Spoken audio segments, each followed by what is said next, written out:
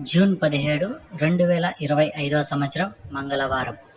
ఈ వీడియోలో కోలార్ టమాటా ధరలు ఎలా ఉన్నాయో ఈ వీడియోలో తెలుసుకుందాం.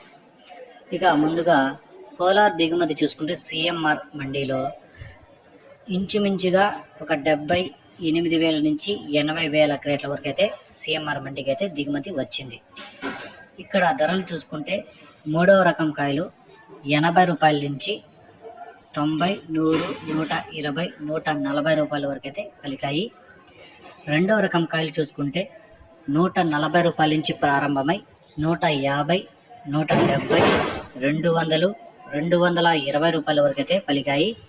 ఇక ఒకటవ రకం కాయలు చూసుకుంటే 220 రూపాయల నుంచి ప్రారంభమై 250, 300 వరకు అయితే ఒకటో రకం కాయలు పలికాయి.